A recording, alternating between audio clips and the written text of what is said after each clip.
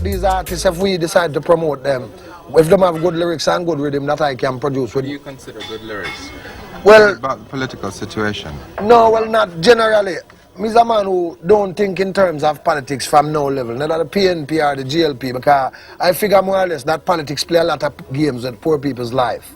You dig? I am dealing with the music of reality, like telling you what's happening around the people in the community, telling you what happened over there, why John is killing Tom, and a lot of these things is because of political thoughts within the people. From I was a kid till now, I still hear the man them sing about Island in the Sun. And it more look like all the island with a gun right now, you know, see it? And the people them still are sing that. Them not really give no privilege to them youth who can sing Jamaica and what is in Jamaicans to the people. The privilege has given to a set of one who really want to sound like all Teddy Prendergast, want to sound like all Elvis Presley and them thing there. And you have true people who create music, which I think if we publicize the music that within Jamaican, because if I go in a small island, when I go to Trinidad, I hear Calypso and Steel Pan. So I think we need to produce and promote more of our own production, you know.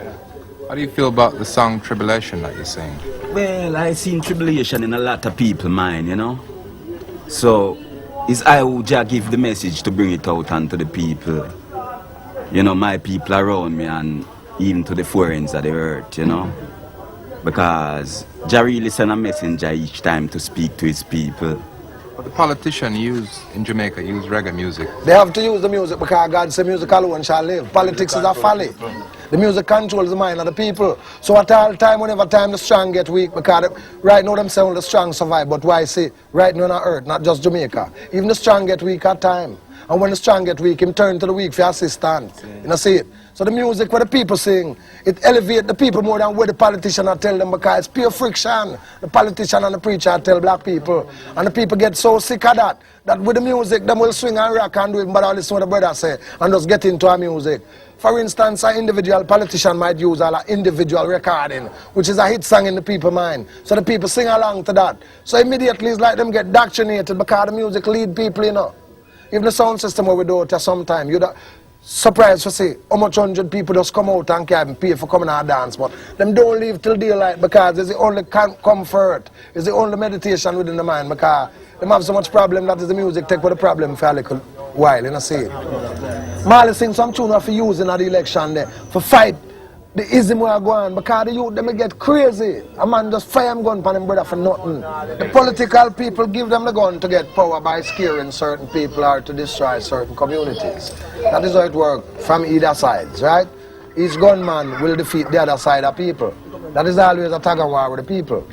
But then when it reaches a time that election is done or election, enough money in functioning, the same youth who get the gun to fire for election, go fire it pan a man and take what $1 him earn.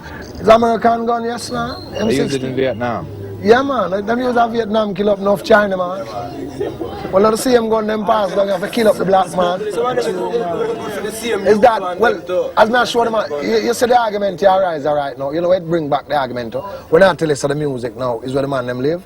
If you listen to half of the DJ them, you hear them tell about the one Bobby I tell you about the 16 connected to the chopper connected to Bushmaster. Is the invasion round the youth them that even the DJ them pick up this is that them I say, which if it was a cooler runnings and that never happened, them would have to talk about something else. Too much friction. Developing a man brain. Well, them thing you have to talk about movie. The cameraman couldn't stand up between them guys if you film this. This is a beyond movie, this too hot. Cameraman have to fling with him camera and live. Sometimes you go in a some area and 16 back from 6 till 6. You wonder where man get so much shot from. You know shot the fire of Vietnam. Here all some gun, a man at about all the chopper how it bust. Blow and here all the DJ them tell you. Them have a big around 16 name. What that? I want the bra. What kind of gun is that? It's a sound that they make the man them imitate. I don't even tell them about it. I don't know. Some man said they will come and stand, they will put it on a wheel. They will put it on a barrel. I mean, start bus here. Plug in.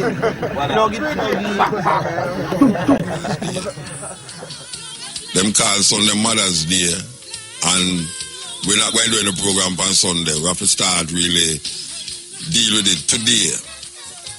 So respect to all the mothers and all the ones them who intend to be mothers. All women mothers are potentially mothers. We give thanks to the mothers because, may I tell you, in the Jamaican dynamics, the mother them become all father too. So we have to really heal up the mothers who are fathers. Believe you me. So we are continuing the journey. As we are saying, you might ask why we are talking about Mother's Day. Who talk about Mother's Day? Well, you want to know. Me not make people tell me what to celebrate or we not to celebrate, you know. So why you know that from now? Me choose when me want to celebrate and when me not celebrate. Me not celebrate Easter, Boxing Day, Ash Wednesday, Christmas, all of the other one. But you see, Mother's Day represents something for me. So, especially like when me lose my mother last year, them time, yeah. It's almost a year now since my mother gone left me. And it's something else. For those of you who have lost a mother, you know how it feels. It takes long to really get over that. Especially like how me grew up with my mother. And me never know. Me never have a conversation with my father yet. And my father died when I was 8 years old. 8 years old my father died. So me never really, me don't say me know him. But my mother is who father me and mother me. And in all of the beating them when she give me and they lock out the house because I go a party and stay out late, she say, hey, go where you sleep and lock me out. It never make me feel like she never loved me. I mean, I remember my mother telling me, say, she loved me yet. But even though she never say it with her mouth, but how me and her come and how she take care of me and all them there. Yes. So, we want you up all the mothers them and all the mothers to be, this is the stepping razor, the art of war. May I tell you, man, that beat there, serious music. So, we're there with you, and we are say tomorrow, big celebration in our Ocherios or so. Jack Ruby can bring the people them to the parish of St. Anne, you understand? And it's a big thing. It's a big thing. Big thing. Spearheaded by IRFM again. You know, IRFM is always coming up with these innovative things to highlight great people. You know, one can remember the Peter Tosh thing. We'll never keep this year. Never keep this year through them and them funny talk about election. Aye, sir. You know, say, last time I talked some things and I said, true, it the place. Choose night. Me don't really want to get the people them. Me don't want them to have nightmare and then end up say I'm mean at the nightmare and then no vex more. You understand? So, me never don't talk about what I talk about. Me never talk about it, you know. Never talk about it. Because it would appear to me that these politicians have a God complex. What I mean by God complex? My sister P, notice I said me sister P, and me is not her first name. Me is related to me individually, as in I. My sister P tell the people them say, shall wait upon something or someone to touch her, for call the election. One would assume that the thing or the one who's going to touch her is the one who's telling her, say, at the right and proper time, when I give you the command, you know that you will go there and win the election. Okay, so she wait. She never called it last year. She come up now. And then she say, she get touched. I know, I call that time when I touch her, but make you say, it's not me to touch her. Because I would expect that is me she that talk about. So apparently it's not me she that talk about that would touch her. And I'm very upset. Because maybe if I did touch her, she would win the election. But obviously, she never wait for me to touch her. So, she wait upon this thing and say, The election will be called 25th. You know what that means to me? It means the touch where she gets, she's supposed to win the election. Because when they know it's the greatest clip right now, is one of the greatest clip for last year or this year. When the journalist say, suppose you lose, she said, lose? Do I look like a loser? I say, okay, the master touch her. So you know, she go win the election. And we all know what happened. She lose the election. Is either the master, the touch her at the wrong place, or she just is the wrong master she work with. No. She lose the election. Them elect, she did have a man named, what name? Peter the Divine. Peter the Divine say, he might wait for some divine, I don't know, intervention. Well, he might wait. He never get that divine intervention. And him say it again. 2 times him say it. It's only a divine intervention can stop where I go on.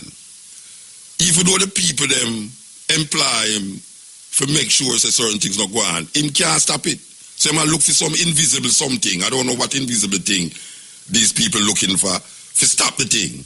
Well, up to now the divine thing not come. The government change and the Jamaica Labour Party in a power. And you have one brother named Manticue, what's name? Manticue?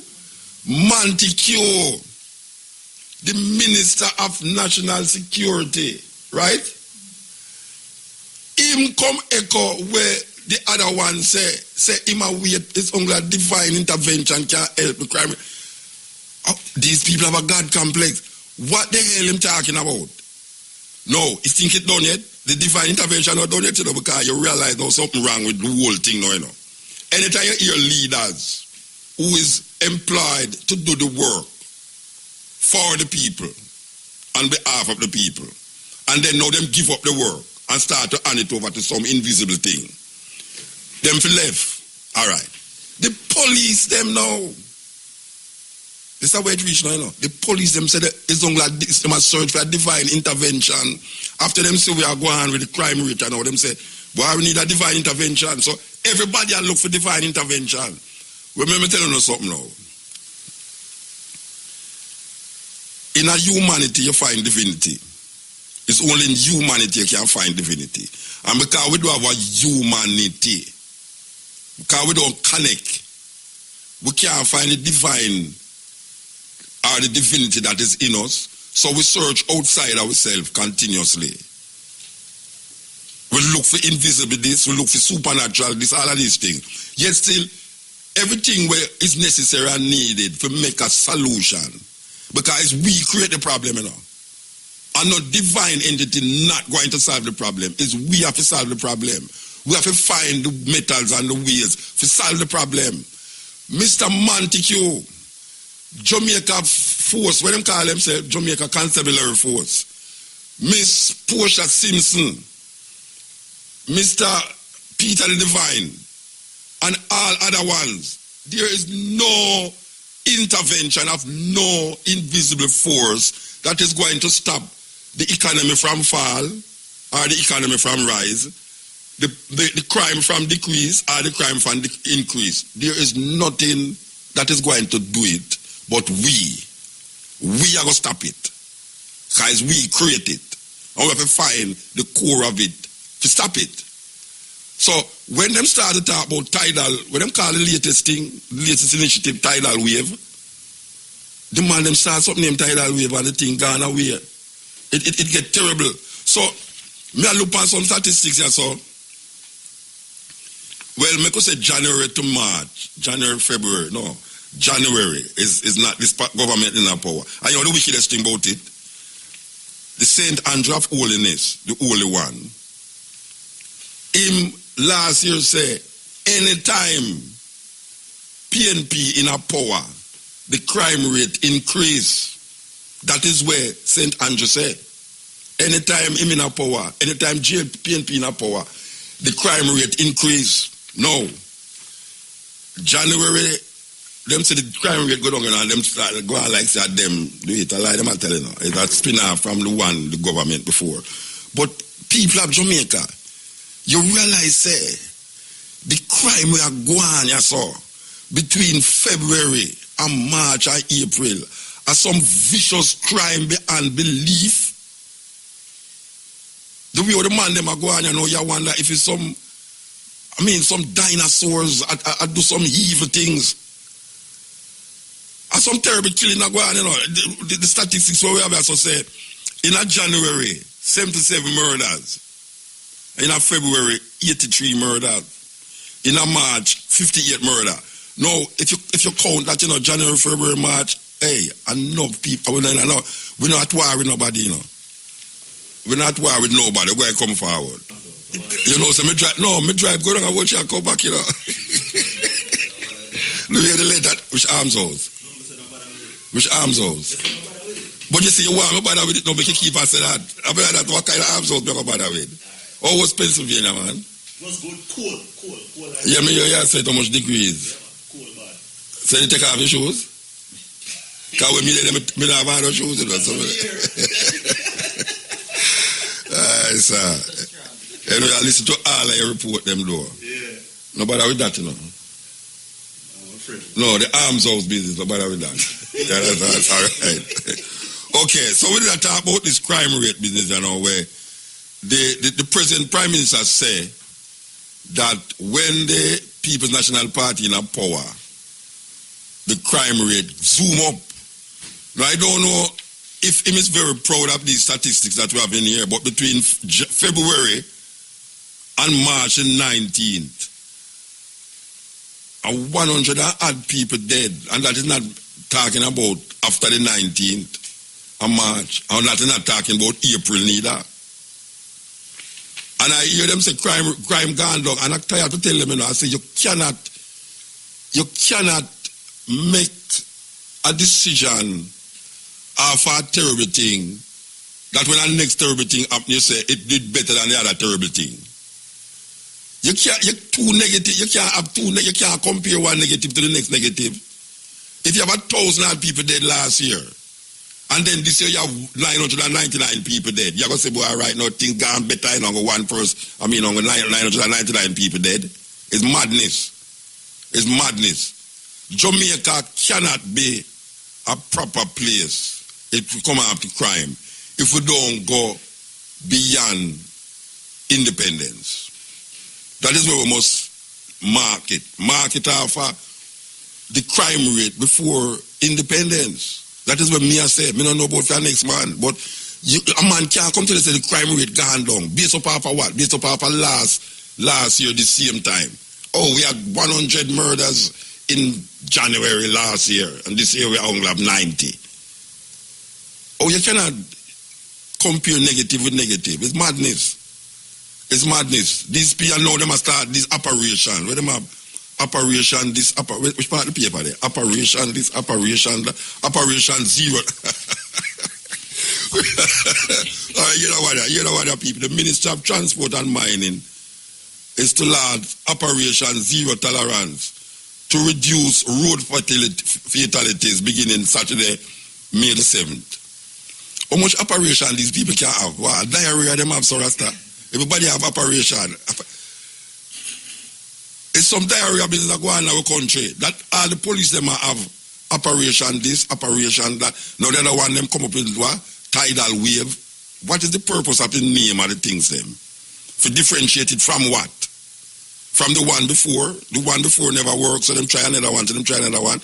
I tired to tell them, you know, and I tell the last government this, and I go and tell this government this.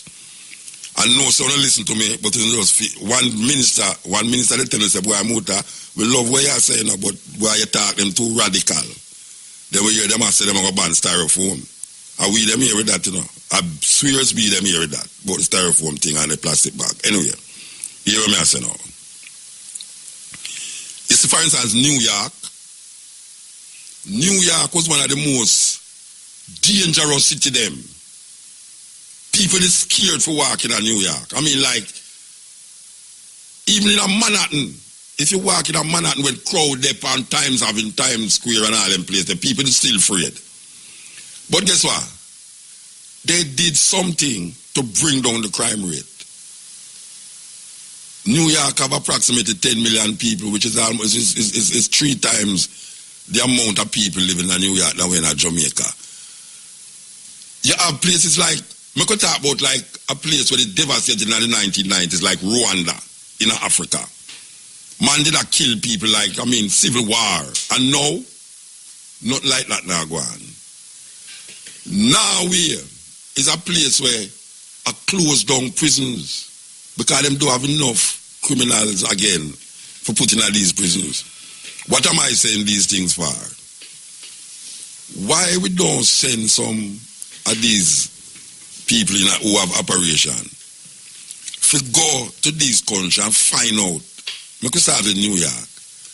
Me and Giuliani, why you don't go to him and ask him, what is it that was done in New York to bring down the crime rate to such a level now where you have about 200 murder in a 1 year? With 10 million people, only about 200 murder. We need to find out what these people do. When I tell you for bringing in a foreign soldier, because we don't want a foreign soldier down here. So, as a matter of fact, we need to get rid of the soldier, the army, because what? We afraid that Cuba go invade we. Cuba not invade we. We don't have nothing what Cuba want. Or maybe 80, but 80 are invaded already, and them are bring the gun over here, so I come and the ganja gone over there, so.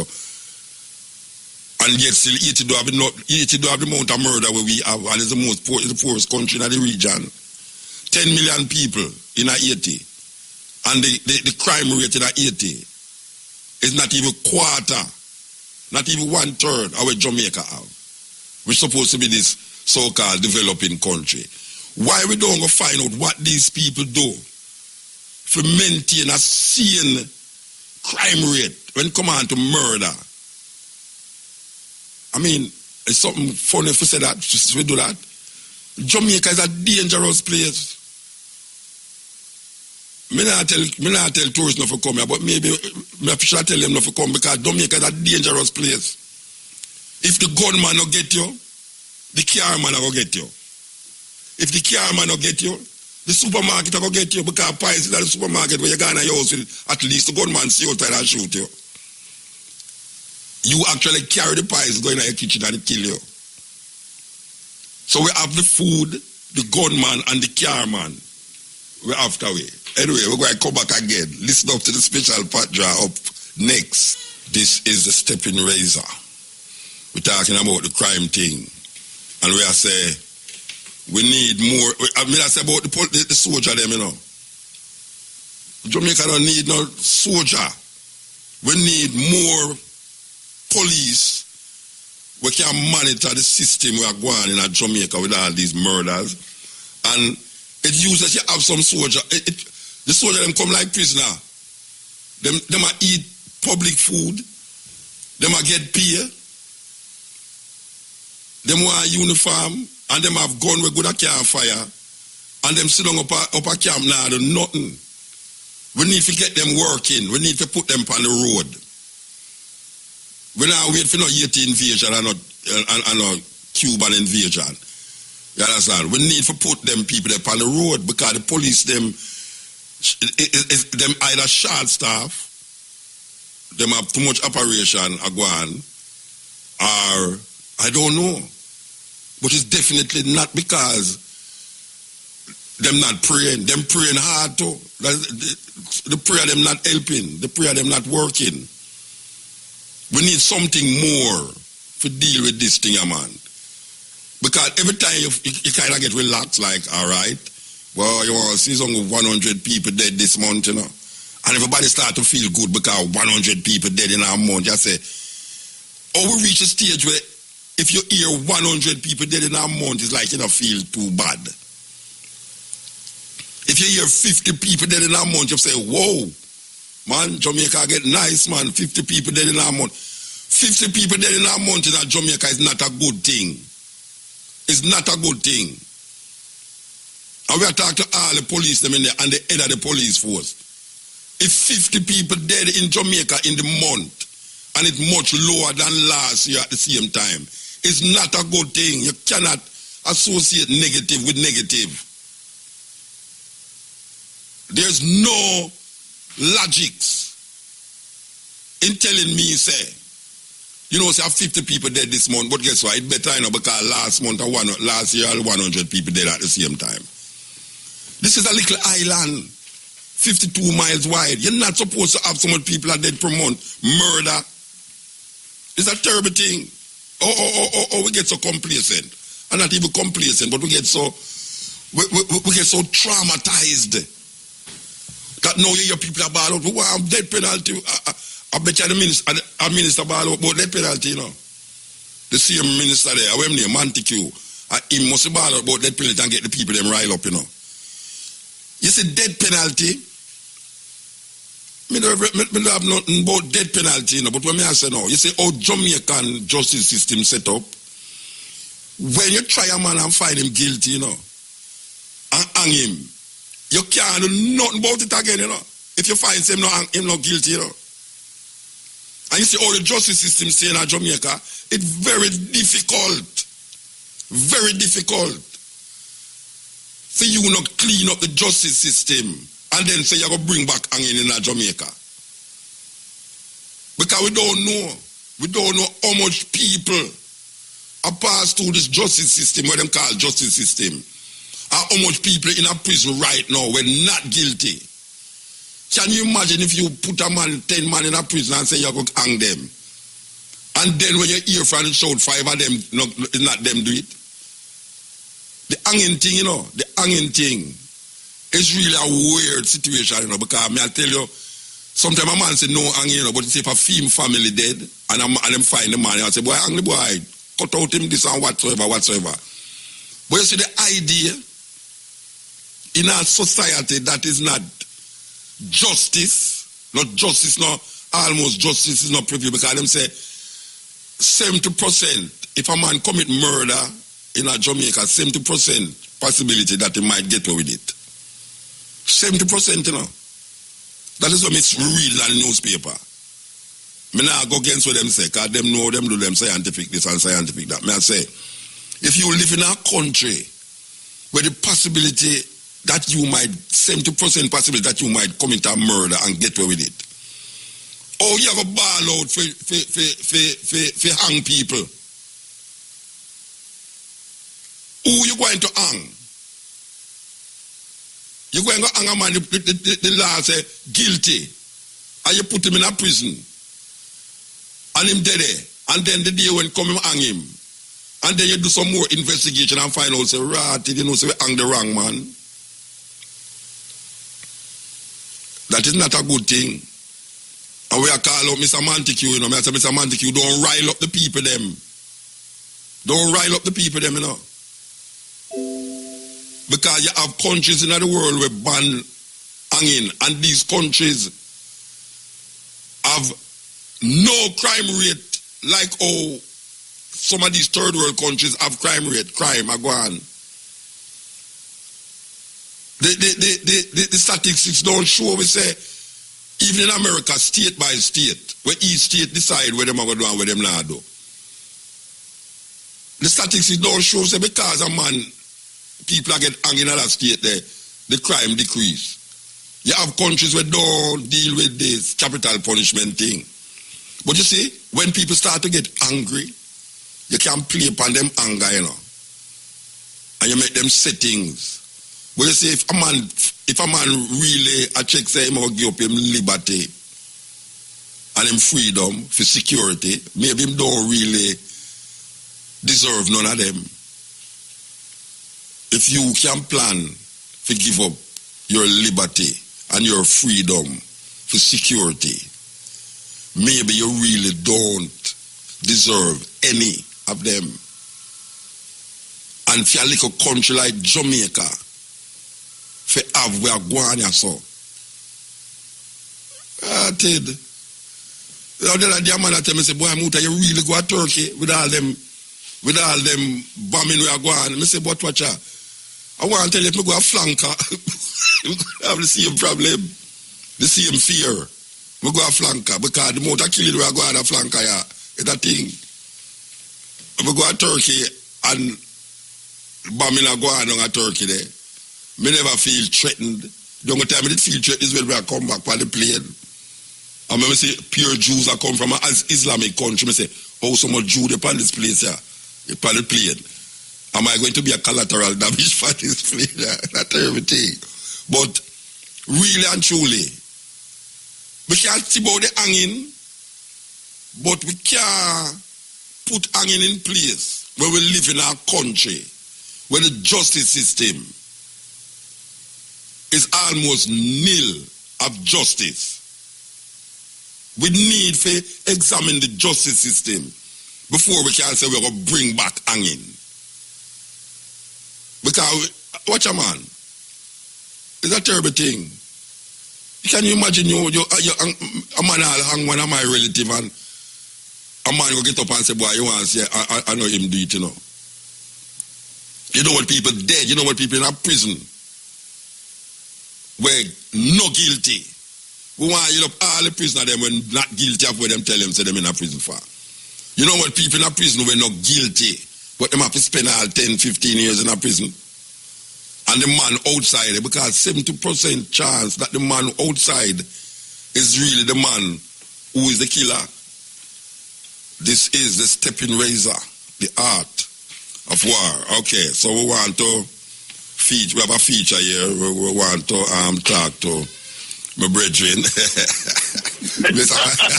But know you laugh, I'll be a laugh, you know. Barukka. Oh, you know what? My brother and my friend. Oh gosh, man, my brethren who's always sitting on the wall, man. Trust me, man. Me not stop saying that, you know. You have sit up on the wall a long time, you know.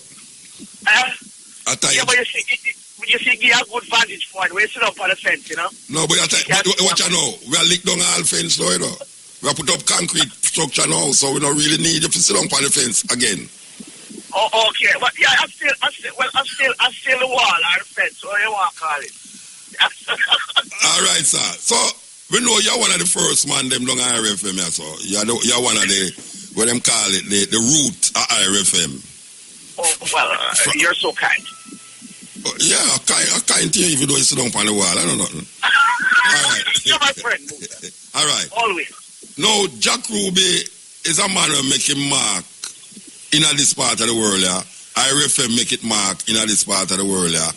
Bob Marley come from this part of the world, yeah. Burning Spear come from this part of the world, yeah. Marcus Garvey. Shabba Wang come from this. Where we don't reach Marcus Garvey last name we call, and Marcus Garvey come from this part of the world. Yeah. So it would appear that St. Anne have a kind of vibes where most of the state, most of the parish them don't have. Where you feel, look, I mean, even if you want to get in a cosmic, mystical talk, where you feel with St. Anne, and Arabella Fante there too, Arabella Fante, parents come from St. Anne too. You didn't know that? Yeah. No, yes, we know that. Yeah, Arabella Fante, the man who sell the first million-selling album in the earth, for earth.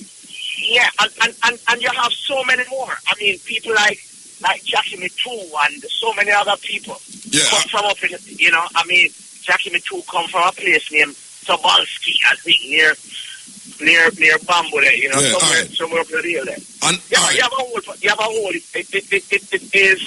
it is a place where you have so many of these creative people, particularly in music and culture. Yeah, I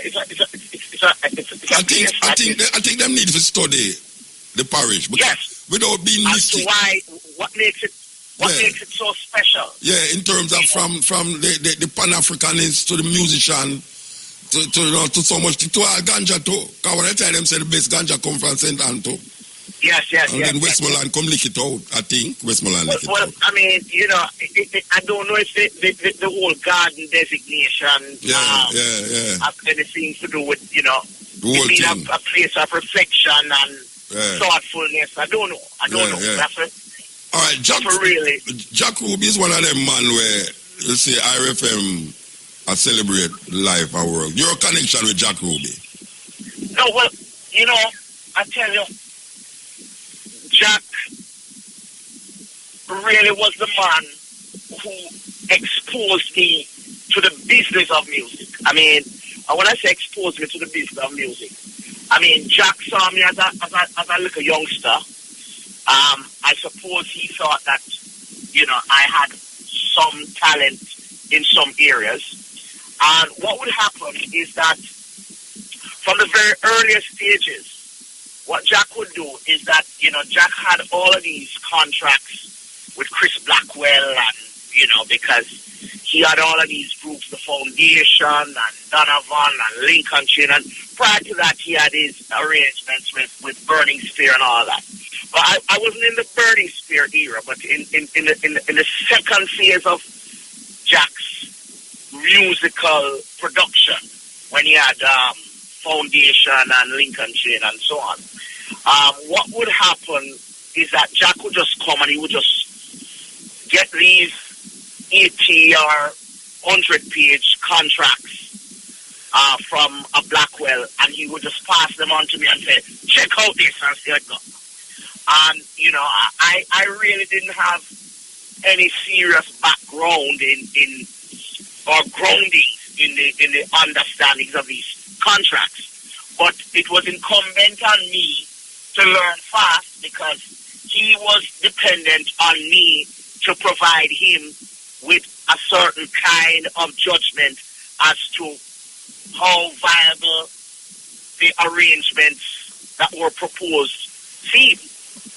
And so I had to make sure that I learned the business very fast so that I could be able to inform Jack as to whether the agreements were feasible or they were not. So so he kind of got me into the business, learning the formal business of music.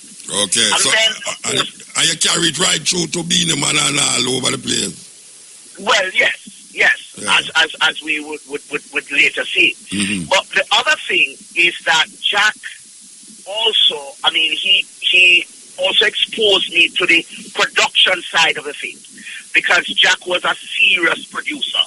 I mean, he made a distinction. He was the first man who I know who made a distinction between the producers and the reducers. Yes. Because, and him never see you as one of the reducer them. I should think not. Yeah. No, he was very, very serious, because he was a man who was very serious about quality, you know, and I think he put a premium on the sanctity of music. In other words, he saw and understood the power of music, and he did not believe that it should be used frivolously. So for Jack, when you go in the studio and you produce a song, it must be saying something. In other words, it can't be something that is frivolous and, you know, just trivial. For him, you need it to be saying something substantial. Yeah, you know? Everybody said that about him. Everybody said that about him. No. That was his thing, you know. Part of his makeup was that, look, if you're going to the studio, you go for the best musicians. So, a Jackie Me Too, for example, was a frequent part of Smoke. Yes. Anybody, Tyrone Downey, yes. Cat Core, yes. You name it. You know, once you are a top flight musician, mm-hmm. you're going to get a call from Jack Ruby, because the other thing about Jack Ruby is that he loved the brass section. I mean, the arms, his arms. His thing was the arms. You know, that was a central part of his whole musical production. Mm. So if you listen even to the old Burning Spear. Yeah, Burning Spear still did, but a lot of Burning Spear was one of the only band where they on the road where still did maintain the brass section in that band. Yes, man. As an artist. And Jack believed in that. That, you know, you need top quality brass section in your music because it makes the music bright and things like that. So he was that kind of a person. Was a stickler. I mean, you know, you couldn't go on his high power and, you know, talk what he would consider slackness. Because if you are a DJ, regardless of who you might think you are, once you decide to come on Jacks, so just take with the mic for you, outright. Just take with the mic. Just grab with the mic. You just walk up and say, give me the mic here. Because he was a fearless, he was that kind of person. He was fearless. You know? A bad boy, man. Don't say it no man. Say I want bad boy. I want bad boy. Wait for you to say it for. I want Jack Ruby, I want bad boy. You know Jack Ruby name, you know, and the kill the lobby as well. It wasn't afraid. It wasn't afraid of saying. I remember one day I was in studio with Jack, and me and Jack and Jackie we were at Dynamic Studio in Kingston. You know, because Jack, when Jack is recording, it's a big production.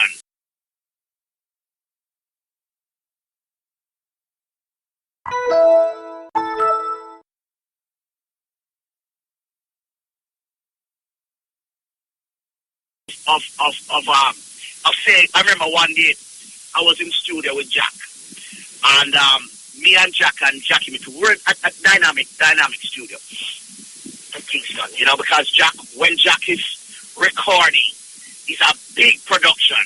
I mean, it's like him going on a picnic with loads of food and fish and all them things. Do a big kind of pre-production before he got to the studio. And I remember that Sunday, Jackie Me Too was playing, and there was an artist in studio, and Jackie was playing for the artist. Well, hold on, stick the pin there. Jackie did not play for the artist. Hold on there. Okay. All right. Yes. Yeah, he said he might play for the music artist. So Jackie playing for this female artist. So I stand up between. We're in the studio, so I stand up between Jack and the female artist's husband, right? And Jack, in his wisdom figure, said the girl can't sing, right? I didn't necessarily agree, but it's Jack. So Jack turned to me and said, she can't sing. So I touched Jack and said, well, you know, to say, well, hey, he's our husband, this beside me, you know. But you see, the problem with it that you always have to up between the man and him husband and him wife, you know, like. I said, I want to tell Jack, say, you can't say that because I am standing between Jack and the woman husband and the woman. Let me just say that you do all the while. So Jack said to me, she can't sing. So I touched Jack to say, yo, what do you, Jack? He might embarrass you. You embarrass me. He said, matters not. She still can't sing. That was Jack. So it never matters. I was back up there. The fact said, he said she can't sing. So she just can't sing. How does it go? She can't sing. Yeah. That was Jack for you. I mean, if him in your corner, you know. Yeah. Him in your corner, he will support you to the end, you know. But you must understand that he is a man. Him don't hold back nothing. He just exactly what he feels. Yeah. You know, so more time you go in a studio. I mean, I remember I used to watch Jack going to the studio with him artists like our foundation. And the interview would be going on nicely, you know. Right? And, you know, the announcer asking the question and thing, and, you know, the artist answering. All of a sudden, you hear Jack say, hold on there. Hold on. After Jack said, hold on there, the whole interview changed because Jack just take over that interview. Because he was that kind of a person. He was a larger-than-life kind of person. I mean, it was just unreal, you know. He's the kind of person, when you go with him, anywhere. You know, I remember one night, me and him and Jackie Me Too traveling from 9 Mile. We drove up from Ochi to 9 Mile and back down. And believe me, man, I was on the floor of the vehicle because, I mean, Jackie Me Too was also a first-rate comic, you know. And Jack Ruby is a man. He can give you a joke from now till a morning. He's one of the greatest storytellers that you will ever see. And he have some lines, you know, like what I like to tell people. He always said there's no such thing as dancehall music. That was one of Jack Ruby lines, you know. Right? Hello? Yeah, man, I hear you, man. No, his thing was that it's a people's music. Okay. Because he said all the years we have played sound system. I never see a dancehall dance yet. So it can't be the dancehall music, it's people's music. So you don't go to Jack Ruby and tell him about the dancehall. You don't wash with him. It's a people's music. All right, we want to remind the people them why we're having this interview. We have this interview because tomorrow IRFM will be remembering Lawrence Lindo, otherwise known as Jack Ruby, and it's going to start from 6 a.m. This is the first time now we're going to hear a radio station sit down in our area, which is not the studio, with almost 3 different programs run straight up in one another. The Wake Up Call, Retro Skanking. Well, Wake Up Call is with Amber, Retro Skanking is Digital Chris, and Dusty Fridays with DJ Sunshine. Then a stage show from 6 p.m. to 10 p.m. Then selecting music right through from 10 to 2 o'clock. So I hope you're going to be there. I hope you'll be there, you know. Yes, man. You have a drive? No, man, but me know me can call you if you drive. No, me send car for you from I am not have no van park up outside there, man. Trust me, man. Them not have no gas, but we send for you still. Me know you take care of me, man. Yeah, man. So me know that. We are look for sales still, you know, and we know you have a whole heap of memories, but memories by the score now go work as I know, because you know the program kind of short.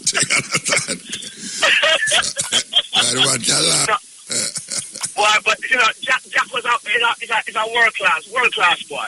Yeah, one of a kind. You know, never album in one of a kind too, you know. Yeah. Jack Ruby, a bad man. No, a road boy. Original bad boy, yes. No, a road boy, man. Jakes Ruboff. That's my name for me now, Jakes Ruboff. Okay. You can't go on, nowadays you can't go on plane and say a man named Jack and say, hi, Jack, you know. You know, say, God.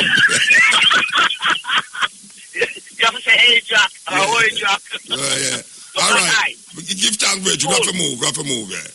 All right. Yes, sir. Yeah, that is Mackenzie there. Well-known Mackenzie there, you know. One of the man them who was there from the beginning of IRFM. I can't say that. I don't know if I can say it without somebody correct me, but yes, it's one of them man they were the dead from them time. From before, oh, crack, just come here that day, man. What are you talking about? Where I say, we click it, that's all? Yeah. Go on and click it. Okay. All right, yes. Yeah, it's a play for a music artist. So Jackie playing for this female artist. So I stand up between, we're in the studio, so I stand up between Jack and the female artist's husband, right? And Jack, in his wisdom figure, said the girl can't sing, right? I didn't necessarily agree, but it's Jack. So Jack turned to me and said, she can't sing. So I touched Jack and said, well, you know, hey, he's her husband, this beside me, you know. But you see, the problem with it that you always have to turn up between the man and him husband and him wife, you know, like. I said, I want to tell Jack, say, you can't say that because I am standing between Jack and the woman husband and the woman. Let me just say that you do all the while. So Jack said to me, she can't sing. So I touched Jack to say, yo, what do you, Jack? He might embarrass you. You embarrass me. He said, matters not. She still can't sing. That was Jack. So it never matters. I was back up there. The fact that he feels that she can't sing. So she just can't sing. How does it go? She can't sing. Yeah. That was Jack for you. I mean, if him in your corner, you know. Yeah. You mean your corner, you he will support you to the end, you know. But you must understand that he is a man. He don't hold back nothing. He just writes exactly what he feels. Yeah. You know, so more time you go in a studio. I mean, I remember I used to watch Jack going to the studio with him artists like our Foundation. And the interview would be going on nicely, you know. Right? And, you know, the announcer asking the question and thing, and, you know, the artist answering. All of a sudden, you hear Jack say, hold on there. Hold on. After Jack said, hold on there, the whole interview changed because Jack just take over that interview.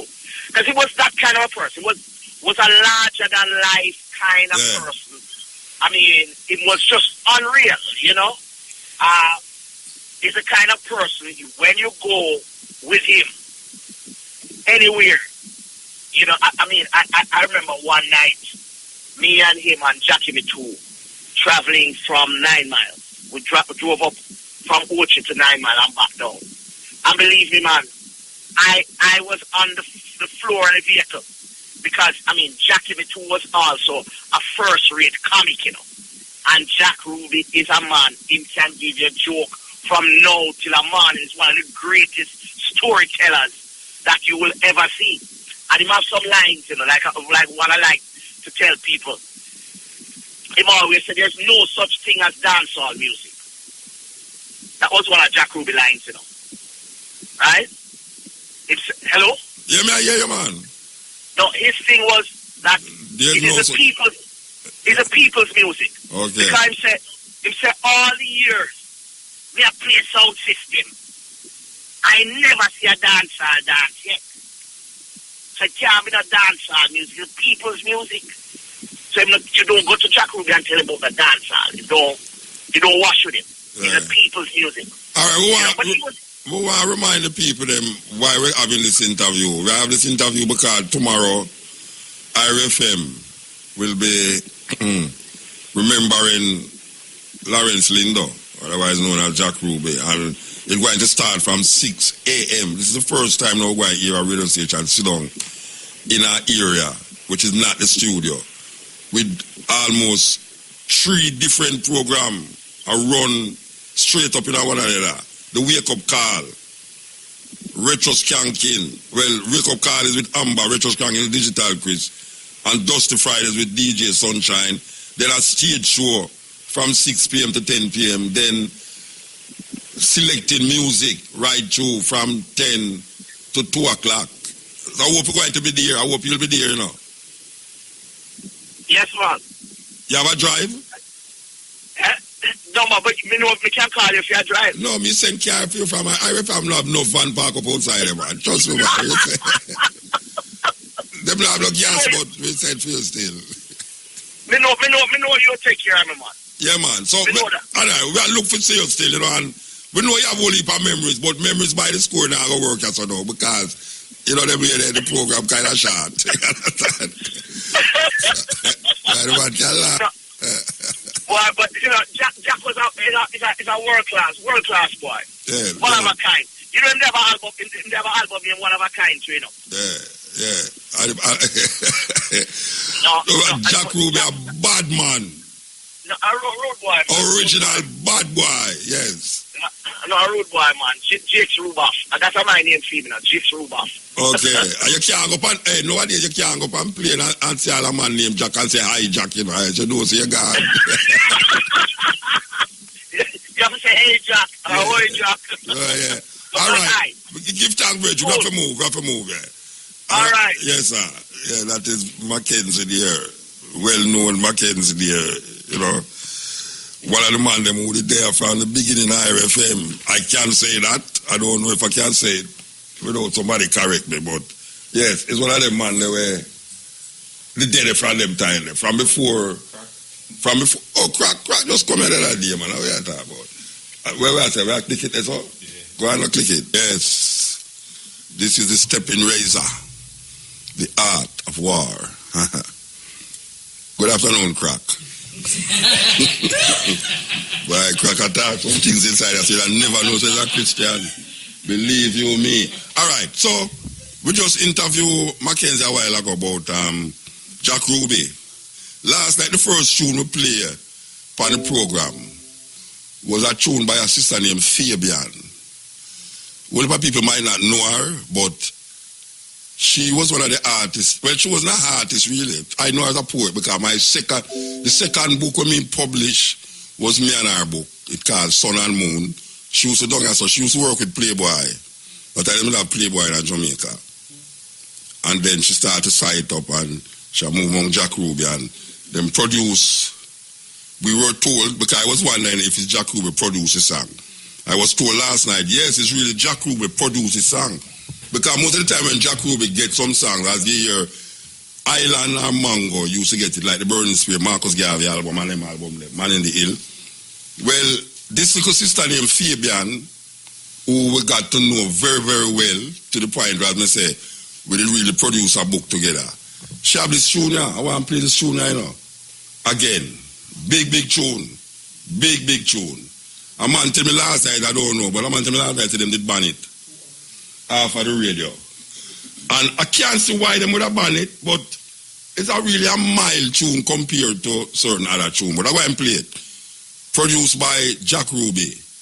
Fabian, with a tune named Prophecy. She also wrote a tune named Black Tracks. That was recorded also by Native, a next group from down here, the Jobson Bridge and them. But yes, tomorrow is a day. I mean, really and truly. May I tell Irene, you sit down at that place, I don't know that square that go hold 20,000 people, I tell her, I say about at least 20,000 people have done it, So, I mean, serious thing. I mean, St. Anna alone, people full it up, not to mention the people that are coming from Kingston and St. Mary. Wow. Anyway, I know it's going large. It's going to be large. But we continue the journey, and we are say we want to read something to the people there, really and truly. Yes, we want to read something to the people there. I saw this on a news report in a this is from the final news report, NBC News. Somewhere around there, so anyway. Listen to this. Quaker Oats is being sued because it has traces of amounts of pesticide. A lawsuit filed against the Quaker Oats company argues that the self-proclaimed 100% natural contains some ingredients you might find troubling. Testing of Quaker Oats Quick 1 minute reportedly found traces of the pesticide glyphosate. A lawsuit filed on behalf of a consumer in New York and California alleges the New York Times reports, the level of this pesticide, which is commonly found in Roundup, is well below, Roundup is a pesticide where them use for planting plant, right? Is well below federal regulations. Limit for human consumption. However, the lawsuit argues that the use of glyphosate goes against the all-natural claims of Quaker Oats, which is owned by Pepsi Cola. In other words, where these people are telling you that the amount of poison is not enough to do any harm to you, but because them don't tell you it's an all-natural thing. It's not supposed to have that tonight. There's no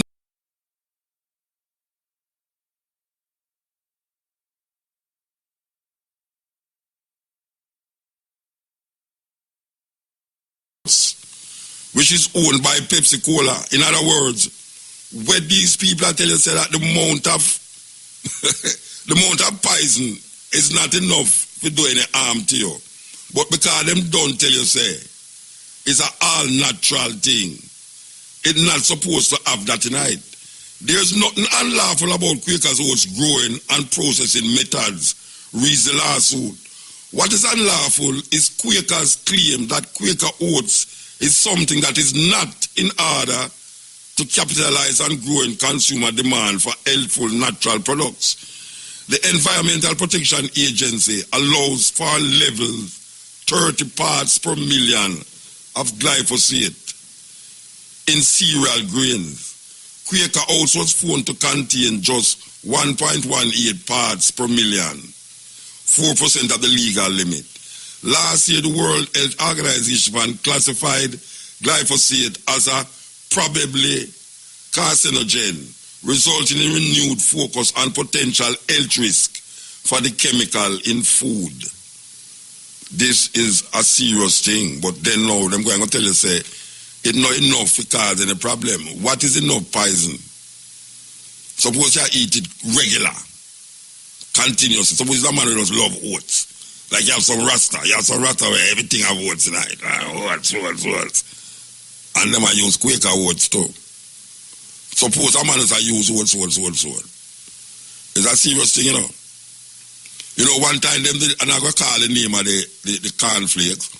One time they test the cornflakes, very regular cornflakes that people love. And when them test the cornflakes, the result was that you get more nutrients eating the box than the cornflakes. You ever realize when you open the box, like the box is all quarter amount of cornflakes, and the man said, oh, the box so big. And the cornflakes go right on it, so it's like you eat potato chips. When you open the thing, it vacuum pack. When you open the thing, I look in there. It's like somebody eat out some of the chips and put it back and seal it up.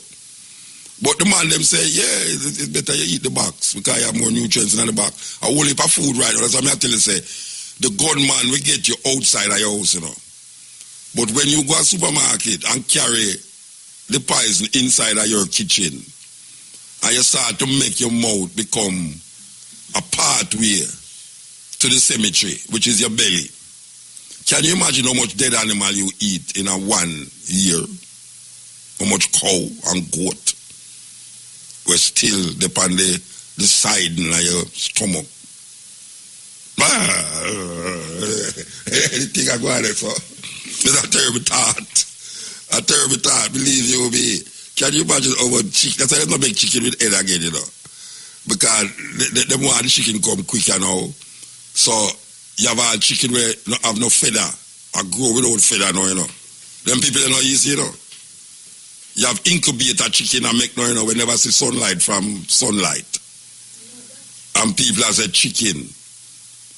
Oh, you define a chicken? I mean, really? Oh, you define chicken nowadays? You know?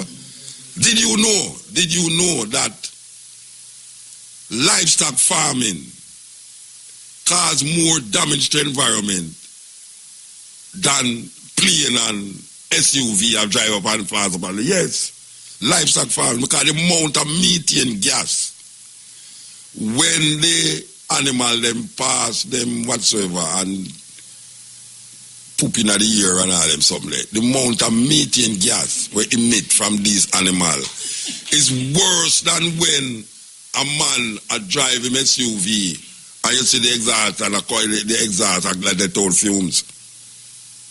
And the more meat you eat, is the more you cause livestock to grow up, is the more animals dead, and the more animals have to do what they do, and it's the most the environment. So it's not only like plastic. It's not only like plastic that create the problem, you know. But the continuous and the perpetual livestock farming to meet the requirements of people who want to make them belly become a cemetery for dead animals. It is causing a serious environmental problem. You don't believe me? Those of you who have what you call internet and this, just Google what I say. The methane gas from livestock farming. A whole heap of scientists are show you and prove that now. That livestock farming is one of the main perpetuators of environmental depletion right now. It's a serious thing. So we have to take stock of it. We really have to take stock of it. This is the stepping razor, the art of war. Continuing with our female artists, then we're going to take some phone call, you know. Yeah, we're going to take some phone call. And today's a nice day. Today's a nice day. Tomorrow, I hope to enjoy myself. Now, you see King James? I don't want King James call me today. I don't want Jesus call me today. And I don't want Haile Selassie call me today. I don't want no boast tone man call me today, neither. Just keep it on a level. You understand? Sunday is Mother's Day. If you have a mother by accident out there, just heal her up. Or whatsoever. If you're coming down to the place tomorrow, we can't talk about that. But please, don't pressure my brains right now. You understand? Because I cracked down pressure my brains a while ago. And I don't want to come pressure my brains. This is the Stepping Razor. Yeah. Yeah, Muta. Yeah, blessed. How you doing? Yeah, man, I'm there. Yeah, man. Who done it here, man? Who done it? Okay. Yeah, I've been listening to I, quite a while. Long time. But particularly today, I tune in, And I touch base. What aspect of the talking you say, particularly today? You spoke about the murder thing that is now yes. happening in Jamaica. You spoke about Jacoby. Yeah. I want to big him up for basically being that trailblazer who has championed, the sound system fraternity in this country, particularly from that part of Jamaica. Yeah. Long live Jacoby. However, the matter having to do with the crime, I tend to share your view. And what aspect of the view? Because the whole heap of view me I put out there. So what aspect you have to tell me exactly which part of the view? Well, just that you mentioned about when the dead opposition leader Andrew Holness made a comment regarding the crime. So anytime plenty of power, the crime gone up. Yeah. And now that the shoes is on his foot or his feet, you're now trying to juxtapose if he still stand by his statement, Yeah. And not only that, I know there's a Porsche say more things now than ever. Yes, and she should be even saying more and speak up more. But there's a situation as it's concerning her, which I never totally agree with the fact that she was speaking, and oftentimes you see her going to function, she running. I just get the impression that the reason she was running away from the journalists. So. No, be yourself, man. Hold on, man. Behave yourself, man. Run with, say, I fit the woman fit. Just 70 years old. You like have a woman who can run at 70 years old like Poacher. Well, she can go to the dam for that. No, but when you're moving on the Jamaica business, it's motor for you to be running so regular. Just walk like a decent lady. So when she runs, she don't look decent. But so when she runs, she don't look decent. When she runs, she don't look decent.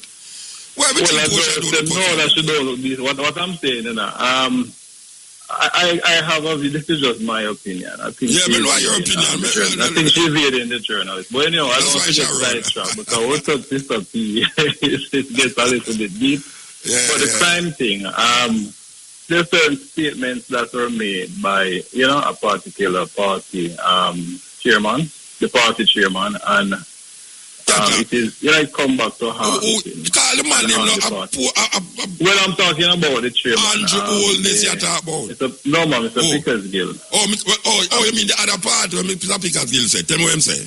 Well, he says that anything, that will lead We'll make them win. Yes. Included men and crime. Yeah, but that's a fight. That's how much years ago? We have to be careful because so like he's a lawyer and lawyer trained to be wordsmith and to carefully. So he has to take that blame and then the whole of them are the same thing, man. Them have operation. But before I go, I saw in the paper where Senator Mark Golding, front page of the Observer, I mean, might giving them a little other than your program, with some guys from the community of Onegard, also known as Concrete Jungle. And all of a sudden, he's now a resident there. Who is a resident there? Mark Golding. Mark Golding live in a jungle? Yeah, Mark Golding live in a jungle? based on, I just want to provoke the conversation. Based on the fact that... Hold on, man. We don't want a devil advocate or someone. Mark Golden live down a jungle. No, it doesn't. Then why you say him live down there now? Based on his frequency there now. Then that don't mean say him live down there. I come down area all over, I don't live down here. Well, he's vying to take over from... He and some other stalwarts are vying to take over from Omar Davis, Dr. Omar Davis, who is likely to retire soon. And Colin Campbell also is going to weigh in. He's now leaving JUTC, and I can bet he's now heading there. So you vote for GLP? You vote for GLP? Well, I'm a proud supporter. No, wait, no man, just answer exactly you vote for GLP. It is not good for you to divulge who you vote for. Why not? Why nobody now come look for you? No, but nobody now come look for your bread. You know, you make it sound so. It's like you vote for GLP. Who know what talk to me? You never call your name, you never tell me your phone number. That is true, and I'm proud of you to move. So me ask you, me never vote for none of them. Who you vote for? You sure who you vote for? I vote for the GLP. Them don't know you vote for GLP, man. I know you go out. The reason for that is not a tradition of Stewell them because of family members. No, me don't want to excuse. Me don't want you to tell me the excuse why you vote. Me just say, from you talk, me know say you vote for GLP because you tell me about Mark Golden and go down a concrete come go live. About Muta. With regards to Mark Golden now, that South St. Andrews. Right? Why so like and all are vying to come to represent the people, right? I think they should form, because what I mean, I heard a caller this morning says that most of the person in Arnett Garden own that little piece of land where their concrete jungle is, right? Or where their property is. However, now that Mr. Golden is interesting to go around and intermingle with them. Could his company, being that the fact that they have been very successful in you mean the construction company? In economic matters and so on. Then why is it these same people would have challenged to get money to borrow using their same you ask me that? Go ask the head of the NBC that we make $6 billion in a 6 months. And then if you ask that, Virgin. $6 billion in a 3 months in the first quarter of the year. Enough money that make one company and make profit, you know, profit. Well, I think the Citizens Association, you know, which I believe operates under one body. If they are that, because you know there's sections up there where you have Angola, you have Pegasus. You live in a concrete jungle, bro. You live in a concrete jungle? No, I don't live there. I have a sister that still lives there. Okay, right? Okay. I came from down below originally, right? Below where? You live at Tivoli? Yeah. Below, you know at Tivoli or Maypen? No, because Maypen, it's more less the Western Kingdom. Let's leave it at that. Tivoli. I think we need to get all those are vying for that. Yeah. Need to come up with a good and proper. All right, we hear you. Including your party. How they are going to really make the people. Including your party too, right? Yes. All right, so we'll move then. All right, we're gone. Take care, my friend. Bye-bye. Blessed, yes. Yeah, blessed. More. Yes, sir. Everything good? Well, we are going to, I don't know if everything good because we are looking on the crime thing in Jamaica and we can't say everything good at all. If you live in Jamaica, you can't say everything good right now. When you have a job to do and you give up on depend on a divine intervention, that is the ultimate give up in. I need to quit the job and stop getting paid for it. I'm saying, why is it that you have these politicians have a God complex? It's God complex of all them. There's no intervention that going to come from nowhere other than within the people them. Yeah, but the irony is when the more them implement a human intervention, like with the lot of scam, the Chinese, cyber crimes and all these things. But when it come on to the crime, we affect the normal man. Them a call for a divine intervention. What's up with the human intervention there? But Giuliani implement a human intervention. Everywhere you go is a human intervention that create the difference, the change. That is why you have something named voting. You vote for people. You don't vote for a divine intervention. Exactly. Yeah. So when you have government who is not theocratic but democratic, calling upon divine intervention. Maybe we really live in a theocratic country and don't understand. Because I remember I said Portia used to walk up and down with one person, you know, was telling her she go win election. And she lose that time too. Every time she call upon God, she lose. Well, that should teach them something. And I mean, if you say a youth going to church and kill 9 people and pray to God, that's supposed to tell you something. Well, that me I say, how that possible? How that possible? That a man just going to church, little people them a pray and kill a whole of them and come out back and say he want a burger. In all honesty, you know, the government and the police can detect and stop every crime. So what them need to do, implement a human intervention where killing a person for no reason is less attractive, because it coming like the first choice that people at Jamaica to just kill people, regardless how simple the matter is. Yeah, terrible, man, terrible. Build an industrialized prison complex, and instead of your younger man, you got to go work hard and pay restitution to the family when damaged. Yeah. You know what I mean? Yeah, Hanging a man is a waste of time, especially when 70% of murder go unsolved. What kind of madness is that? Yeah, you're liable to get away with murder. 70% of the chance of you getting away. Anyway, we have to move, Bridget. One thing, you did ask you couple weeks ago why Haile Selassie never get for answer. Well, a simple reason is that Leonard Howell, when he recognized the crowning of Haile Selassie, he decided, say, I better we deal with Haile Selassie than deal with the King of England. You know, Haile Selassie crowning come right at the time when Leonard Howell did not look on the idea when Marcus Garvey said, where's the black man king, where's the black man kingdom? So the crowning of Haile Selassie was a good opportunity for differentiate between a black man king and a colonial king. Thus Haile Selassie. All right. Why is it so strange when I said Haile Selassie when everybody else have a representative with them call upon also? Because people can't fathom why some people in Jamaica would look on a man and say it's God. Well, you see the problem with it? Because people don't understand how divinity works. It's in our humanity we find divinity. Because we're not human. I mean, we're not doing. You ever hear the poem about the monkey speaks his mind?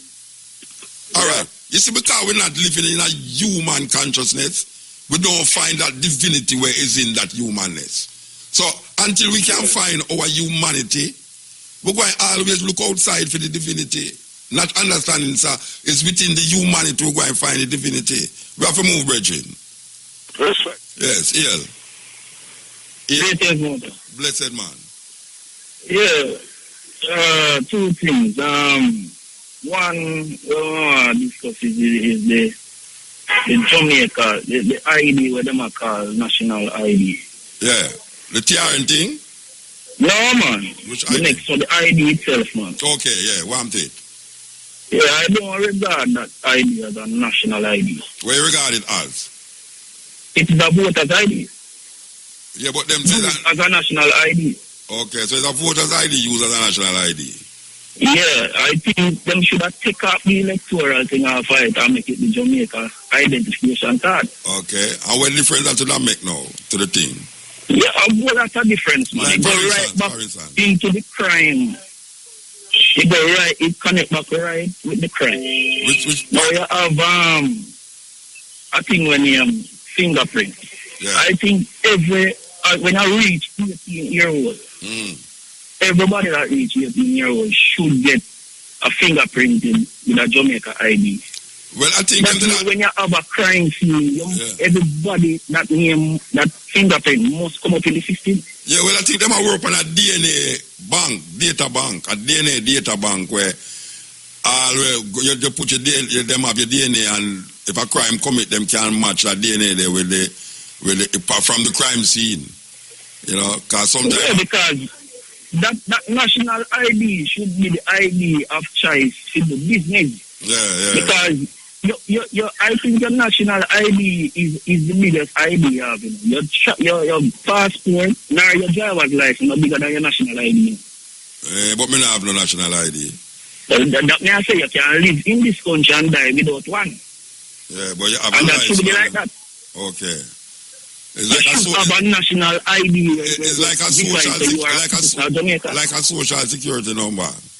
Right, everything should be on it. Your TRN should be on it. Everything should be on your national ID. All right. Well, you send out the vibe, so I could say if 1 year down the line, they're going to come up with it. I'm not talking about crime. They really want to get rid of crime. They are simple steps like them.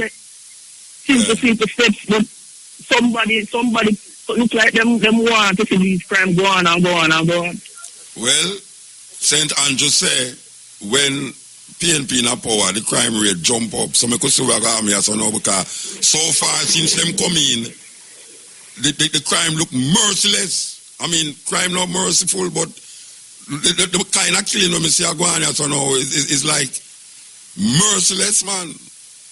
Well, it's a check it. Most of the time when them check the fingerprint is when they go in and they get and draft up a couple of men and carry them in go do fingerprint. Yeah, it should be like that. Everybody in this country wants to leave school, you must have a national ID with the way you take with your fingerprint. You don't have a problem to check for people and that system when you have that, you know. Yeah, you have a point, brethren. You have a point. So, hope them a listen. Because some of them really listen to the program. So, hope them a listen. All right? Bless up, Muta. Yes. This is the stepping razor, the art of war. This is a step in. Yeah, step in. Yeah. Blessed. Yeah. Yeah, man, I hear you. Yeah, big up RFM for the tribute to them I put on for Jack Ruby tomorrow day, you know. Yeah, man, a real big thing, man. Yeah. And as I say, at the first time I ever see a radio station, almost 1 day out of studio on the road. Yeah, with 3 different programs. Yeah, you know. Motor. Yes, sir. You know why the police them have so much operation, you know? Yeah, them take too much Andrew liver salt. No, man. The commissioner is a doctor. So the doctor calls them have too much operation. Yeah. But the other one, they never operation tidal wave just happened the other day, you know. So I don't know. Yeah, man, I tell you. As I say, Rita said them a play, and them not understand what going on. Them not understand at all. Them not understand. I tell you. Too much, Bless up, Motor. Too much telecation. I tell you. All right, sir. Give thanks. Yeah, EL. Hello? Yes. Yes, man. Respect, man. Blessed man. Yes, look here. Two things I want to discuss with you, right? You hearing me, sir? Yes, sir. I hear you loud and clear. Yeah, man. What is the principle upon which Rastafari operates as it relates to that? What is the principle that Rastafari operate and as it relates to what? Upon which your people operate. Because and as it relates to what?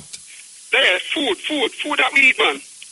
Oh, I mean the principle. Most Rastas deal with what I call natural food or ital food, which is like no synthetic or anything that is not earthly. Most Rasta don't consume things that is really not earthy. But you know something? Yeah. You have a lot of Rasta man that eat a lot of meat and stuff in the bridge. But you know, listen to me ask you. When me said to you a while ago. I'm listening, man. Go on, I'm listening. No, what I said to you a while ago. I'm listening, man. No, you know, may I ask you a question? What I said. You said, you deal with natural things. No, what I said. No, not that I said. I said most Rasta. Okay. I never tell you, say, all Rasta don't eat ital food. I said most Rasta. So don't come, like you want to fight against Rasta, don't come to me and say, Rasta we are eating. I am quite aware that you have, I am quite aware that you have Rasta we do certain things and Rasta we don't do certain things. That's why I say most Rasta. Are you? Yes, sir. All right. Next question. Repatriation. Yeah, what happened to repatriation? Because you want to know what it mean? Yes, I know Rasta men are advocate for repatriation. Rasta woman too? Yeah, Rasta people. yeah. But I was watching TV the other night, and I saw some persons. They said they were living in Ethiopia. Yes. Right? Yes. And the acceptance wasn't that great. Yeah. Yes, because the lady said, in order to be accepted in the Rastafari, in the community, as a person who repatriate to Africa, first you have to identify your tribe. Identify your what? The tribe. Identify your tribe? Yeah, the tribe from which you belong. That's what she said. Who said that? I saw a lady on the TV. Where she come from? Well, she said she lived in Ethiopia couple of years. Yeah, and you have to identify the tribe where you come from. Yes. She said you won't be accepted unless you can identify the tribe, right? From which your foreparents came. Well, brethren, I don't know if anything goes so, and I say nothing don't go so, but I don't know nothing about that. But I know Rasta who live all over Africa, will repatriate from America, England, Jamaica, and live in Africa now, and I have never heard anybody ask them to identify their tribe. So I don't know if it's something with that lady there say, but Rasta they all over Africa, not only in Ethiopia. Well, she actually pack up and come back home, you know. Eh? She said she pack up and come back home. Yeah, then why not? Of course. If she can identify. A whole heap of people left here and go and think no work out and then come back. People go all America and we feel say everything organized and then come back because things no work out. Well, just one thing, but I'm seeing that Rastaman advocate for repatriation and stuff. Yeah. Right? We probably we need a little more communication as it relates to how you go about it. Oh, you go about repatriation? Yes, you pack up your bag and you leave and you reach on the motherland. But how you get fit into their environment. Yeah. Yes.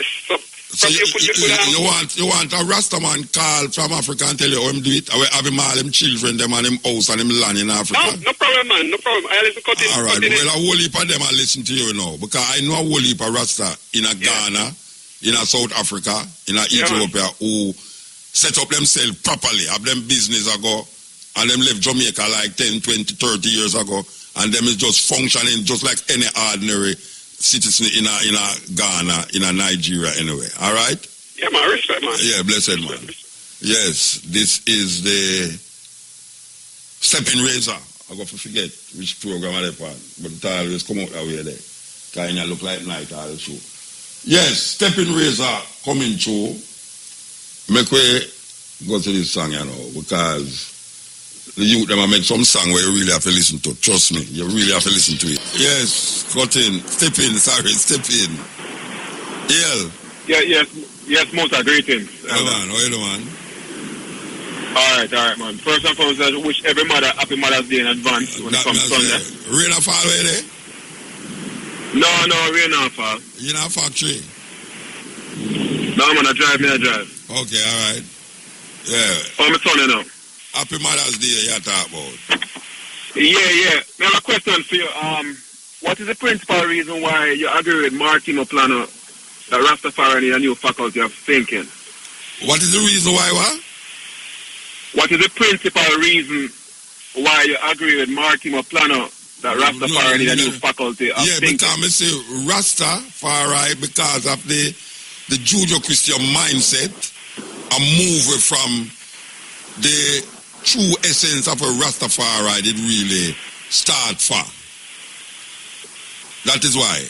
Because Rastafari is a black power movement with a spiritual nucleus. And when Leonard Howell did shout out Rastafari, he might talk about liberation from colonialism and slavery.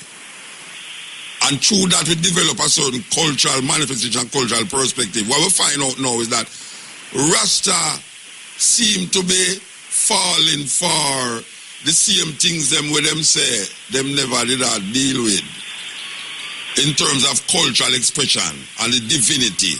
And the divinity especially. Because the divinity in Haile Selassie, man now start to look on Jesus Christ rather than where them that them say Jesus Christ is the Haile Selassie, what them call the second coming of Jesus Christ and all these things.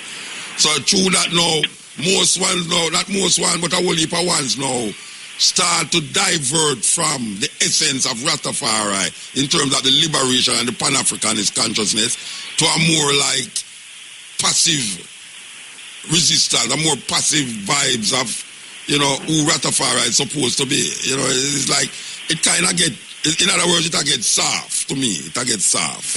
Yeah, me get to answer still, but you know what's so funny? Oh, like you were in Nicaea the other day, right? You know what?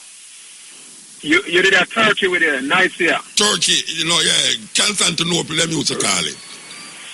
Right, but you know the Nicene Council, right? Yeah. Where them sit down and decide the divinity of Christ. Yeah, and all these things as far as which the most canonized and them thing there. Yeah, if you miss one or if you miss 3 in 1.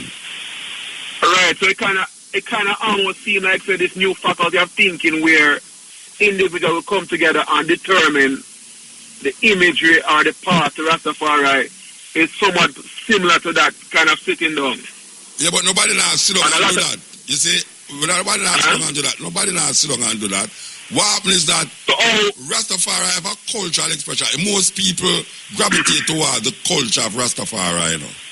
It's not really the divinity of Haile Selassie them love, you know. It's the culture. Right. Yet still within the divinity and the culture, there is a thing that makes Rasta in the Western world is kind of unique, both in thinking and more in liberty. What we are seeing now is like, you know, I mean, a simple little thing. To me personally, maybe not a big thing, but a simple little thing. Rasta smoke. No, you know what? Rasta, you know what? Alright, go on. Sorry. Like Rasta smoke cigarette. To me, not a big thing, you know, but because of the cultural vibes where you have in terms of height and liberty, cigarette kind of look kind of weird for a man that smoke that and say my Rasta. To me personally, I don't know about the next man. Well, me personally have a big issue with any Rasta where I smoke or drink alcohol. And I think that contradicts a wholesome living. Yeah, well, I don't support that. But what I say now is that, like, this new faculty of thinking, I know when you talk to people and people ask about Rastafari, everybody have a different interpretation about Rastafari. Yeah. So we should have a council of Nicaea, a council. We should have the council, but you know, we have issues with the council of Nicaea. Yes, council, of course. Because we say men sat down and determined certain things. Yeah. And we have issue with that. But I try to figure out I don't know if Rastafari need to be homogeneous in thinking in every possible regard, because you have Bobo and you have 12 tribe. No, I don't mean say every Rasta must say the same thing, you know. It's not it's not it's diversity we are not talking about, you know, unity in diversity. Diversity in unity. Okay. It's not okay, go on. What may I say is that there's a certain way that we use to get to where we are saying. Based upon how we are going now in the society and how we can talk about science and technology, the movement of man and man. Remember I said there's a time when Rasta couldn't leave Jamaica, never had no visa and passport and all. Right. Now you have Rasta travel all over the world. You know, you kind of pick up information certain places, certain things where you never did that thing say could happen. You see say it happen. Certain places where you go and you say, but rather the reality of Africa open up to you realize about Africa now one place where everything just fine and dandy and all them places.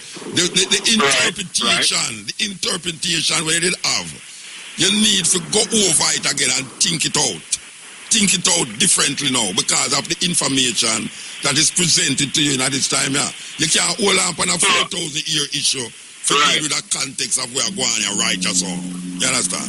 And I agree with you. I'm going to agree say a lot of the earlier Rastas them have a misunderstanding. I don't know, have enough proper information in regard to what was. That's why man say certain things. That's why people say certain things, because the lack of information leads you to superstition, you know. So you hear a Rasta man say, boy, Haile Selassie chew up apple in the year and cut it 13 times before it drop. Haile Selassie do this, which is really a try navigate around your idea of Judeo-Christianity and what Judeo-Christianity influence you, but not wanting to accept Judeo-Christianity, but still maintaining certain ideas that Judeo-Christianity offer you in a them time, yeah. You know, see, so you will have like Jesus I do certain thing, and because man now reject Jesus now, him say Haile Selassie I do the same thing them what Jesus I do, which not go so. Right. Yeah. Right. So that's why I say no. You have the greatest part of understanding divinity in Haile Selassie is the humanity, and we I say that with all human beings too. When you really find the humanity, there so you find the divinity.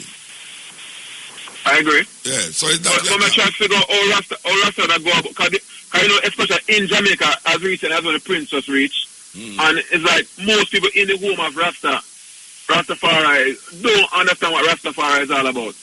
Yeah, well, I try to figure out. Go on. Information, man. Information.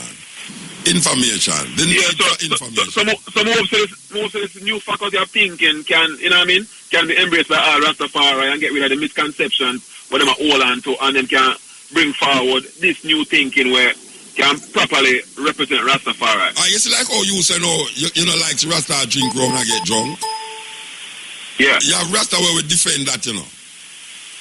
Say boy right now, you can't go and say what you say, and you know, man free for do what he want to do.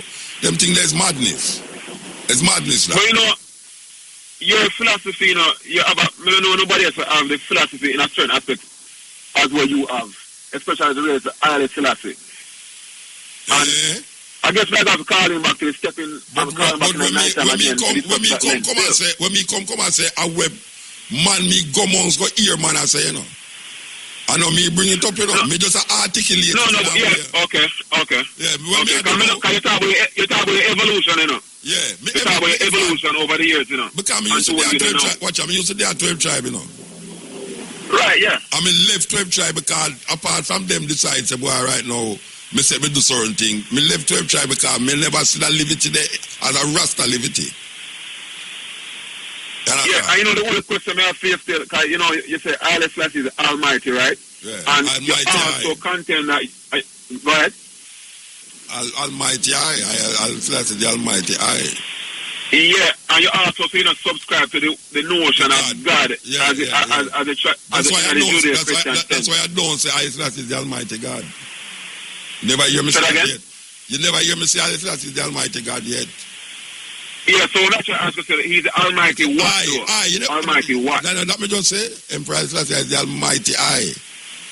Meaning say, when you look on I, Haile Selassie I. So, I and I is a concept. I and I is a concept of Rastafari, you know. Therefore, there is no second person. When you say I and I, you're not unison. Yeah, it's a I, it's one.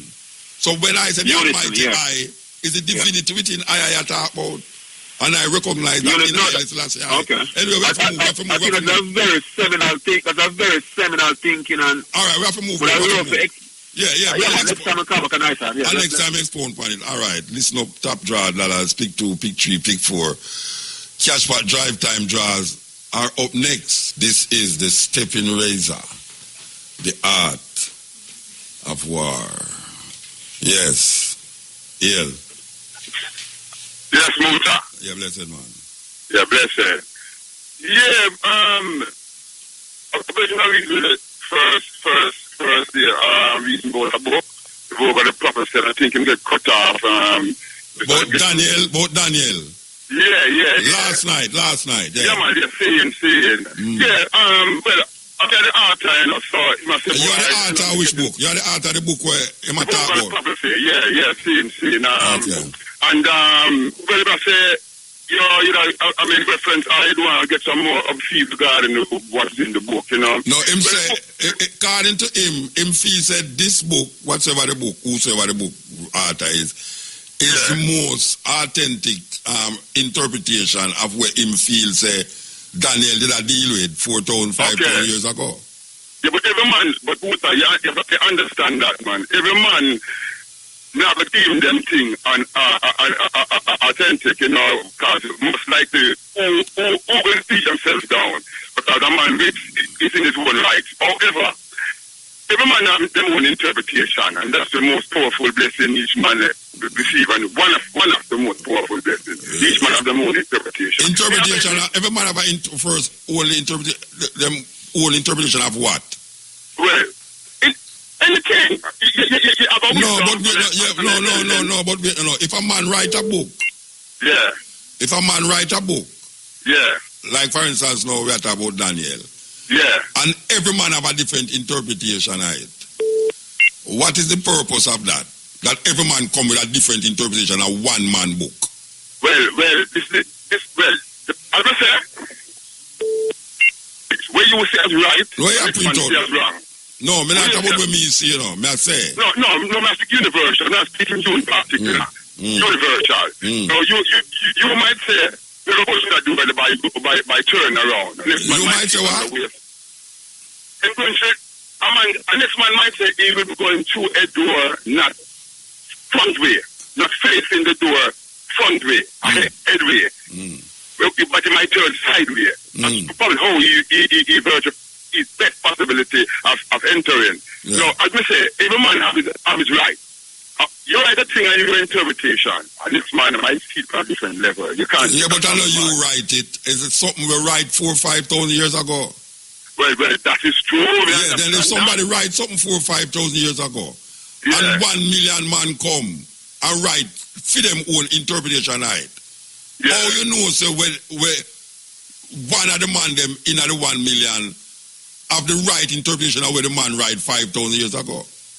Come here with the right interpretation, never write not the 1 million people them who interpret it. Well, that could be so. But it's your judgment, ain't it? That's a your judgment. Yeah. That's a your judgment. That's the first class, and that's the man, right? You know, the first thing is, with the interpretation of the book of Daniel, consistency is a key. Where the book name where you write? The vogue of the prophecy, the plague of the nation. The what? The vogue of the prophecy, the plague of the nation. Yeah, as what? As written by Daniel? No, it's not. That it has been written. The Bridget mentioned Daniel. The Bridget mentioned Daniel in the book we talked about last night. Yes, but certain texts that are used to collaborate an interpretation was not definitely written by Daniel. Reading and understanding. That means I know the same book the brother talk about then. I know the same book. The book where you are talking about, where you write, I know that book him did that talk about. Well, the book where I tell about named the vogue of the prophecy, the plague of the nation, speaking of Daniel chapter 11, consistency. And that you hear him talk about last night? Well, no, I don't have time to listen to the show. Then all you say, the book where the brother cut about me last night, that you write it. Well, I'm sure say a brother call me, the brother call me. And say, man, I talk about your book, and say, let me talk about your book on the radio. Yeah, brother called me last night. Yeah. He said that he was the one who called you in respect to speaking about my book. Okay. Yes, so he said that you were requesting furthermore detail regarding the book. So I never refer to no detail for somebody else. And I say, the person who tell me, say, the interpretation now is this is his interpretation. I never try to figure out who write the thing. And I say, him say, this is the interpretation, this is the definitive interpretation. I say, by what method you use to judge the definitive interpretation of a book that is written 5,000 years ago? Who for interpretation you put it together and say, this is the definitive interpretation? That's why I did ask him. Or him come to that conclusion that this one now is a definitive interpretation. Well, probably speaking on his behalf, probably... Let me never talk about him, but you must... Watch out. When LNG White, the woman where start the 7-day movement, she have a book named Daniel and the Revelation, Yeah. And she break... You never hear about that book there? Yeah, man. Yeah, all right. Yeah, but the said book is also a collaboration of the said book of Daniel too, But that I asked him last night, Wait, I asked him that last night, I asked him that last night. Yeah, and him said, no, it not no connection, this is the book. So somebody did don't interpret Daniel and Revelation again already. Anyway, continue, Bridging, continue. Yeah, but even now, there are certain texts within inside most, even the fathers, claiming fathers of the Catholic Church. And there's certain reasoning that they put forward regarding certain issues. And we bring things in view to show people that, no, this was wrong and this is not wrong. We speak about even Augustine monk. Or the Augustine monk was symbolized by Pope Leo, and in respect of it, it's also a part of the prophetic order of the book of Daniel chapter. All right, hold on there, Bridget, hold on there. I can tell you something now. You see your voice? Yeah. Your voice now come across too clear. I see the conversation we have. The conversation now going to make other callers get for call. So you want to call me back to next week, Wednesday night, and talk about it? Where you will have more talk for talk and less caller. Call me back next week. Yeah, Wednesday night. Because we have too much caller up on the line, so now wait. Right. And how you get into it, you know, it's like it's going to take another program for deal with. All right? I get you. All right, blessed. Yes, yeah. Okay, my love. All right. You know, I try, you know. You're on the radio. Who's this? This is Susan from Germany. Hello, Muta. All right. Hello, how you doing? Hello, Muta. How are you doing? Right. Long time I don't come Germany to see you, man. Well, look here. Right now, I have to tell you something about Germany, right? I don't know if the people in Jamaica know about that. In Germany, right now, we have a new movement called Pegida, you know, and those people are going down on the streets and they're saying they don't love black people, they hate them, they want to kill them, you know. I was downtown in Frankfurt, Germany, and one guy attacked me, and he said, we're going to kill you, you know. And we black people... Is that racist attack, or is just him not like Racist. Because you're black and you say you're German, them say them want to kill the black German, them. That's what they No, they want to kill everybody who is not white, you know. Okay, a racial attack. All right. All right, and this is really terrible, and we people in Germany, we are very afraid, you know, and then we also have another party called AFD, and this party is fighting against the Muslims, you know, and the Muslims, we have a lot of Muslims in Germany right now, you know, and they're fighting against the Muslims, you know. So everything is really terrible, you know. So they're trying to disinfect Germany.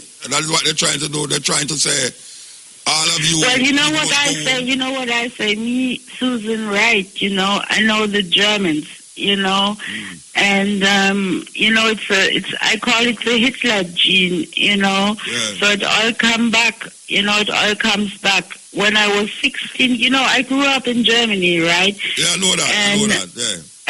And you know, when I was 16, I already said to myself, Susan, this all will come back one day, and now it's back, you know, and this is really terrible for us foreign people in Germany, you know. All right, but can I ask you a question?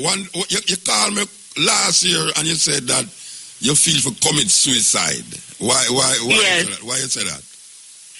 Well, I said that because, okay, I am a Browning, you know, I am mixed, you know, and we mixed people in Germany, we have it so hard, you know, nobody loves us, and we always have to explain, you know, where we're from, and this is really, really terrible, you know, and I'm so depressed, but I don't know where to go because I have a house in Jamaica, but I cannot come back to that house in Jamaica again. Why? Because of certain runnings in Jamaica and what happened to me in Jamaica, because of certain heartbreaking and So where's your sister? You know, Where's your sister? My sister's in Germany.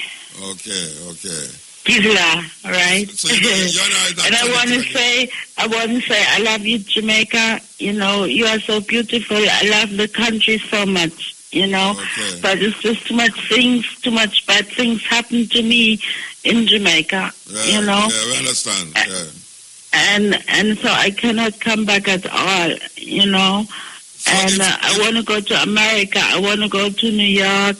But I don't know what will happen in New York because of this crazy guy called Donald Trump. No, but hold on. You have neighboring countries. You have Holland next door. Why you don't go to Holland then? Yeah, no, I know Europe. I'm tired of Europe. I want to move. I want to go far away. Oh, I thought it's Germany you was upset about because there was racial attacks there. I thought it was just Germany. The racial attacks was happening and you just want to leave Germany. No, it's not only that. You know, it's because I'm just tired and I'm 55 now, you know, and I'm still looking for my way, you know. I'm looking for what is the right step that I have to do with 55, you know, making the right movement, where to go. You know, there's a song, wherever I lay my head, that's my home, you know. But I love that song so much, but, you know, I want a home. Yeah. I want to feel home. I was in Africa, right? I was in Gambia, right? And those people hated me because I'm mixed, you know. Yeah. They hated me so much. And let me tell you something. In Germany now, we have a lot of Ethiopians and people from Eritrea. And those people, when they see a black German, right, they don't like us, right? You know, they look down on us. So I cannot take the runnings no more. I cannot take the Muslims. The Muslims don't like me because I'm American. I cannot take the Germans. They don't like me, you know, because I'm black, right? And I cannot take the Africans because they don't like me either, you know. Well, well, maybe you should go to heaven, ma'am. Maybe you should go to heaven. To heaven? Well, you know, let me tell you something. This is no joke, right? Because if you want, let me talk. If you want to commit suicide, you know, if you have the feeling that you have to commit suicide, this is not a joke. You know, this is a serious thing. Yeah, I know. Last year, this time you said that you wanted to commit suicide because of racial thing. But now, it's almost a year now since you said that. And now you say you want to leave Germany and go to New York. So well, I'm feeling better, Muta. I'm feeling better right now. Yeah, but people who commit suicide don't call and tell people that they want to commit suicide, you know.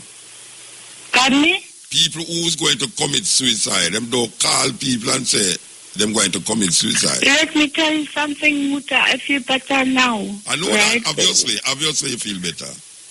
I feel better now. We were talking 1 year ago. Yes. Right? Yes. And now it's 1 year past. And I feel better. I'm glad that you didn't commit suicide, or else I wouldn't get this call. Pardon me? I'm glad that you didn't commit suicide, or else I wouldn't get this call.